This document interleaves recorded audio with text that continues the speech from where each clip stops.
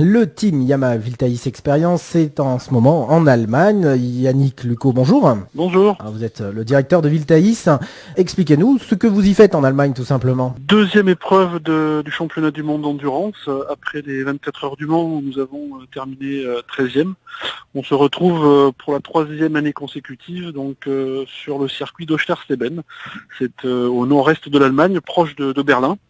Et on s'apprête dans les 15 prochaines minutes aux essais libres qui vont commencer donc dans 15 minutes. Voilà, sur une piste un peu mi-figue mi-raisin. Il a plu cette nuit, on ne sait pas trop si on va partir avec des pneus slick ou des pneus pluie, voilà, et on est là donc depuis hier soir pour une partie de l'équipe et depuis le début de l'après-midi de la journée d'hier pour le reste de l'équipe. Voilà, donc une nouvelle Yamaha d'ailleurs, des nouveaux pilotes, une nouvelle équipe de mécanos. Vous comptez énormément là-dessus? On a toujours nos deux mécaniciens titulaires, dont David Laplane qui est chef mécanicien. Eux sont là depuis maintenant quelques années. C'est les élèves, des certificats de qualification professionnelle qui changent tous les ans. Et puis une autre partie de l'équipe sont des jeunes en insertion sur le dispositif du pôle de mobilisation d'insertion qui aussi change tous les ans. Mais on va dire que la structure technique reste la même. Ensuite, les pilotes, on a connu une histoire de 10 ans avec des pilotes qui avaient comme Fred Bénard et Loïc Bardet, qui ont bossé avec nous depuis 50, qui ont fait des choix de vie, et c'est normal. Ils ont été papas, ils ont fait construire leur maison, etc. Et c'est pas toujours compatible avec la compétition moto, qui est très prenante et pendant les courses, mais aussi tout au long de l'année. Il faut avoir une hygiène de vie irréprochable et faire du sport tous les jours à ce niveau-là. Donc on a travaillé avec de jeunes pilotes qui ont eu pas mal de difficultés avec le 1000.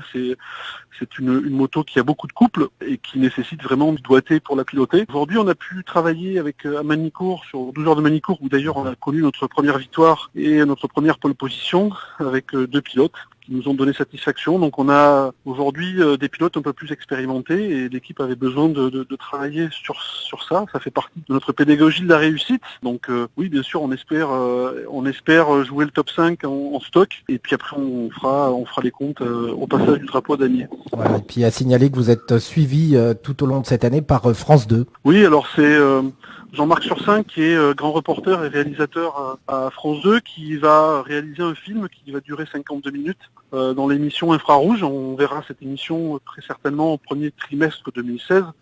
Ils vont nous accompagner aussi pour les 24 heures du Bol d'Or, c'est dans un mois, c'est au Castellet. Et nous aurons effectivement cet honneur que nous fait France 2 et Jean-Marc Sursin de réaliser un film sur ce que c'est que la moto. Je peux déjà vous donner un scoop, c'est que le nom du film a déjà été attribué et Jean-Marc Sursin a trouvé, je trouve, un nom qui correspond bien à tout ce qu'on a voulu faire autour de la moto. Son titre, c'est L'insertion est un sport d'endurance. Je vous laisse le soin d'y trouver toutes les significations qui sont vraiment prégnantes dans le projet qu'on a créé à Viltaïs en 2003 autour de la moto. Merci Yannick Lucot pour ces précisions et en tout cas bonne chance pour cette seconde course du championnat du monde pour cette équipe de Moulins de Viltaïs. Merci. Merci, à bientôt. Au revoir.